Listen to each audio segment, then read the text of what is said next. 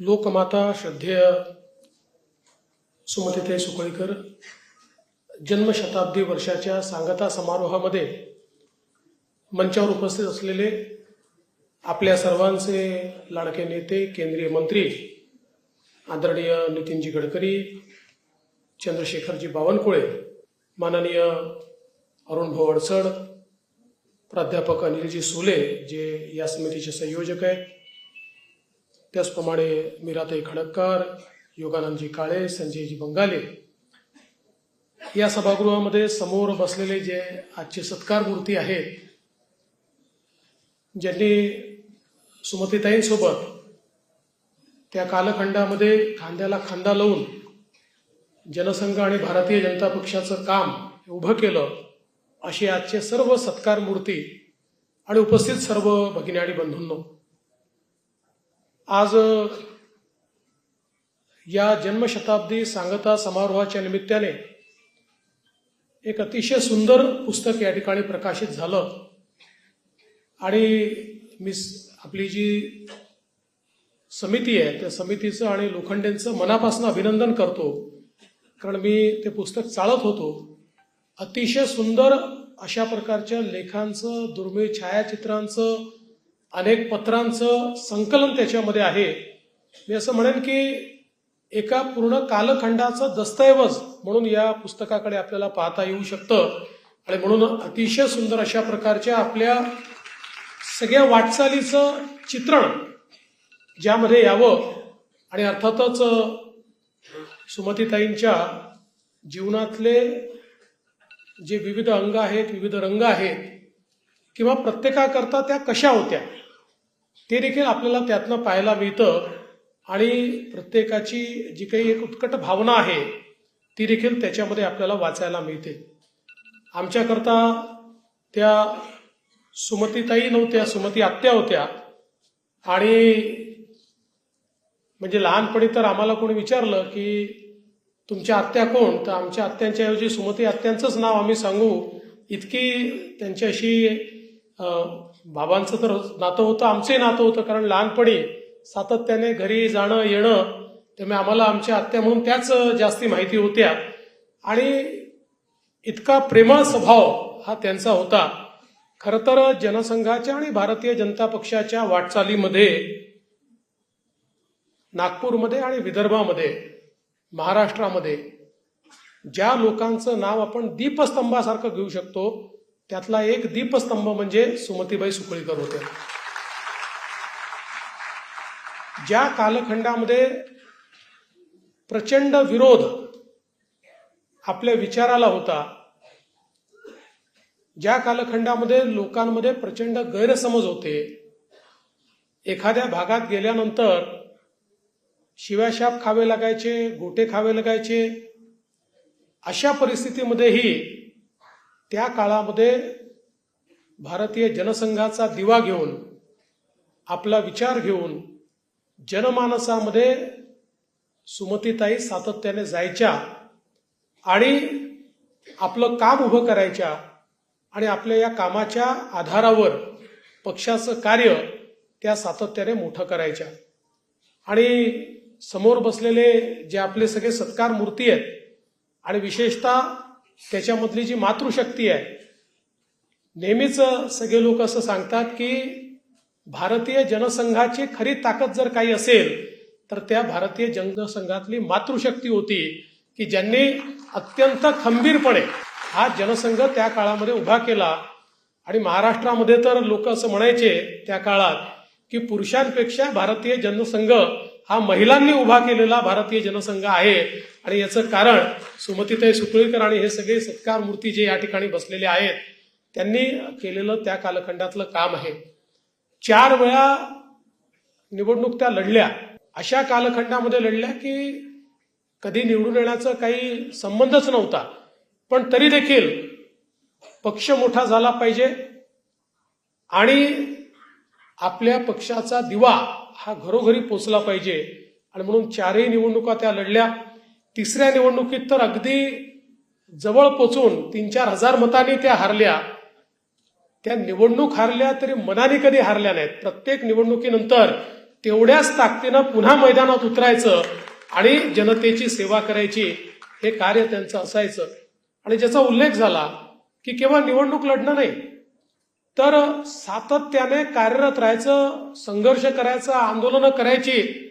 अगदी पाण्याचं आंदोलन असेल, अजून कुठलं राष्ट्रीय आंदोलन असेल, प्रत्येक आंदोलनामध्ये सक्रियतेने सहभागी व्हायचं, संघर्ष करायचा, वेळप्रसंगी पोलिसांशी संघर्ष करायचा. त्यामुळे एक मोठं संघर्षशील नेतृत्व म्हणून त्यांच्याकडे पाहिलं जायचं. नेता म्हणून त्या जशा कणखर होत्या, तशाच एक ताई म्हणून, एक आई म्हणून त्यांना जे सगळे कार्यकर्ते सोबतचे होते ते त्यांच्याकडे त्याच नजरेने पाहायचे. म्हणजे सगळ्या कार्यकर्त्यांना सगळा संघर्ष झाल्यानंतर रात्री किती उशीर झाला तरी जेवण बनवून त्यांना जेवू घातल्याशिवाय परत पाठवायचं नाही, अशा प्रकारची ही आई होती, अशा प्रकारची ताई होती. आणि म्हणूनच एक भारतीय जनसंघाचं कुटुंब, भारतीय जनता पार्टीचं कुटुंब हे ताईंनी खऱ्या अर्थानं उभं केलं. ताईंचं खरं म्हणजे कशा प्रकारचं कार्य होतं तर असं सांगतात की जेव्हा 62च्या युद्धामध्ये एकदा नागपूरवरनं सैनिक चालले होते, 600, 700, 800 सैनिक होते, आणि जिल्हाधिकाऱ्यांना फोन आला की या सैनिकांच्या जेवणाची व्यवस्था करायची आहे. आता त्या काळामध्ये काही मोबाईल फोनही नव्हते, काही व्यवस्थाही नव्हत्या. त्यामुळे जिल्हाधिकाऱ्यांना समजेना की आता करावं काय. जिल्हाधिकाऱ्यांनी तात्काळ ताईंना फोन केला, की ताईंना संपर्क केला, म्हणाले अशी असा प्रश्न आहे, 3-4 तासात गाडी येणार आहे आणि या 700-800 आपल्या सगळ्या सैनिकांची व्यवस्था करायची आहे. आणि ताईंनी सगळी आपली मातृशक्ती कामाला लावली आणि ज्यावेळी ट्रेन आली त्यावेळी शेकडो आमच्या महिला त्या आमच्या सैनिकांकरता डबे घेऊन त्या ठिकाणी उभ्या होत्या आणि अपेक्षित होतं त्यापेक्षा जास्त अशा प्रकारचं सगळं जेवण आणि डबे हे त्या सगळ्या सैनिकांकरता त्या ठिकाणी त्यांनी तयार करून आणले होते. ताईंचं सगळ्यात महत्वाचं राजकारणात त्या ज्यावेळेस वावरत होत्या तो कालखंडही असा होता की ज्या कालखंडामध्ये कोणी कुठल्याही पक्षाचा असला तरी देखील त्या व्यक्तीच्या संदर्भात एक आदरभाव होता.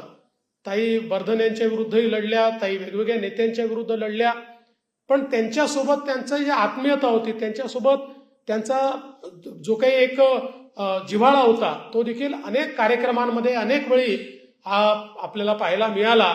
आणि मला असं वाटतं की कुठल्याही पक्षाचे लोक असो, जरी निवडणुकीमध्ये ताईंना त्या ठिकाणी ते मतदान करत नसले तरी देखील ताईंबद्दल प्रचंड आदर होता.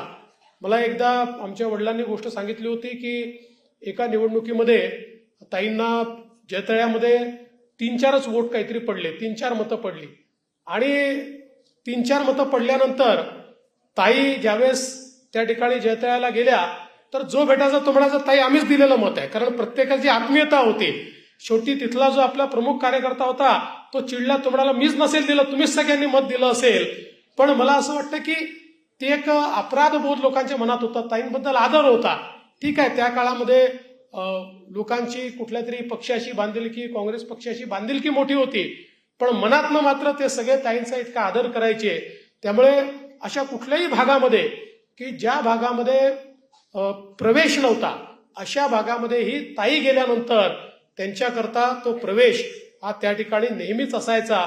आणि म्हणूनच मला असं वाटतं की ताईंनी राजकारणामध्ये एक जी आपली प्रतिमा उभी केली. आणि अर्थातच ताईंच्या या सगळ्या कार्यामध्ये एक नानाजी देशमुखांची जी काही छाप होती, नानाजींनी देखील आपल्याला कल्पना आहे की एक वेगळा अशा प्रकारचा लोकसंग्रह केला, राजकारणाला एक वेगळी दिशा त्यांनी दिली, राजकारणामध्ये नवीन मूल्य त्यांनी तयार केले आणि त्याच मूल्यांनी ताई देखील नेहमी चालल्या. आणि मग दीनदयाल शोध संस्थान आणि बालजगतच्या माध्यमातनं ताईंनी जे कार्य उभं केलं, खरं म्हणजे माझ्यासारखा एक कार्यकर्ता हा देखील, मी बालजगतमध्ये जायचो, बालजगतमध्ये आम्ही शिकलो. बालजगतने आम्हाला पहिल्यांदा नाट्य महोत्सवामध्ये दिल्लीला नेलं, दिल्लीमध्ये अगदी लहान असताना त्या ठिकाणी जाण्याची संधी मिळाली. त्यामुळे या सगळ्या याच्यात बालजगतमध्येही जी मुलं असायची, ताईंचं आपल्या मुलांसारखं त्यांच्याकडे लक्ष असायचं. काय चाललंय, ते काय शिकतायत, त्यांना काय शिकवलं जात आहे, त्यांच्यामध्ये काय चाललेलं आहे, अशा प्रकारचं त्यांचं जे काही सगळं नेतृत्व होतं. आज बालजगतच्या माध्यमातनं अनेक पिढ्या या त्या ठिकाणी आपल्याला तयार झालेल्या दिसतात. त्यामुळे एकीकडे राजकीय कार्य करत असताना राजकीय कार्यातनं आपली निवृत्ती घेऊन किंवा त्यातनं थोडं मागे होऊन सामाजिक कार्यामध्ये देखील ताईंनी ज्यावेळेस त्या ठिकाणी हात घातला त्यावेळी ते सामाजिक कार्य देखील अतिशय चांगल्या पद्धतीनं ताईंनी त्या ठिकाणी केलेलं आपण बघितलं. आणि म्हणूनच आज आपण पाहतोय की एक मोठी पिढी आहे किंवा एक नाही तर अनेक पिढ्या आहेत की ज्या पिढ्यांना ताईंच्या कामाचा स्पर्श झालाय, त्यांच्या प्रेमाचा स्पर्श झालाय आणि त्यातून एक जी कौटुंबिक आत्मीयता असते. पक्ष म्हणजे केवळ काही लोकांनी एकत्रित येऊन चालवायचं संघटन नाही, तर पक्ष म्हणजे परिवार आहे. ज्या परिवारामध्ये आपण एक दुसऱ्याचे सुखदुःखाचे साथीदार आहोत. कोणाच्या घरी जर काही झालं तर त्याच्या घरामध्ये पुढे जाऊन त्यांना मदत करणाऱ्या ताई होत्या. आणि म्हणूनच मला असं वाटतं की लोकमाता अशा प्रकारचं जे संबोधन ताईंकरता वापरतात ते संबोधन खरोखर मला असं वाटतं अत्यंत समर्पक अशा प्रकारचं संबोधन आहे. असं मी म्हटलं तर काही ते चुकीचं होणार नाही. माझे वडील गंगाधरराव असतील, माझे काका बाळासाहेब असतील, यांच्याकरता तर ताईंचं घर म्हणजे स्वतःचं घर होतं किंवा या दोघांचंही ताईंच्या शिवाय त्यांचा दिवसच त्या ठिकाणी मावळायचा नाही. अशा प्रकारची आत्मीयता होती. शोभाताई या ठिकाणी आहेत. त्याच कालखंडामध्ये शोभाताईंनी देखील खूप संघर्षातनं उभं केलं आणि या सगळ्याच आमच्या समोर बसलेल्या महिला आहेत. यांच्या प्रत्येकाच्या संघर्षाची एक गाथा आहे आणि ही गाथा कुठेतरी ताईंच्या संघर्षाशी जुडलेली आहे. आणि म्हणून मला या गोष्टीचा प्रचंड आनंद आहे की आज आपल्या समितीने हा निर्णय घेतला की या सगळ्यांचा सत्कार आपण या ठिकाणी केला. खरं म्हणजे यांचा सत्कार केल्यामुळे ते कोणीच मोठे झाले नाहीत, कारण ते सगळे मोठे आहेत. पण आम्ही कृतकृत्य झालो, कारण आज आम्ही ज्या पदांवर बसलेलो आहोत किंवा आज जो सन्मान आम्हाला मिळतो आहे तो सन्मान या मंडळींनी, ताईंसारख्या नेत्यांनी जो काही पायवा रोवला, जो काही संघर्ष केला, जो काही पक्षाशी लोक जोडले, ज्यातनं आपला पक्ष उभा राहिला, त्यामुळे आज कळसाचं काम आम्हाला मिळालेलं आहे. पण पायवा त्या ठिकाणी मजबूत करण्याचं काम ज्यांनी केलं आणि ताईंच्या सगळ्या परिस्पर्शाने ज्यांचं सर्वांचं सोनं झालं, अशा सगळ्या लोकांचा सत्कार करण्याची संधी आज या निमित्ताने मिळाली. याचा मला अतिशय मनापासून आनंद आहे. आणि म्हणून मी ईश्वराला प्रार्थना करतो की ईश्वरांनी या सर्वांना अतिशय दीर्घ आयुष्य द्यावं, उत्तम आरोग्य द्यावं आणि यांचं मार्गदर्शन, यांचे आशीर्वाद हे सातत्याने असेच आम्हाला मिळत राहावे. खरं म्हणजे ताईंबद्दल खूप गोष्टी सांगता येतील.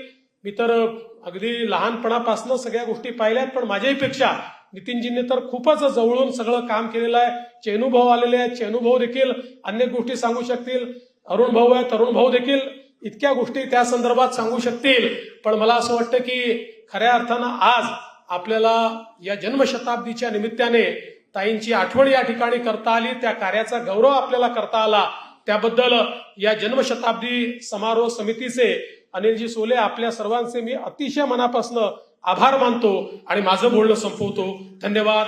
जय हिंद.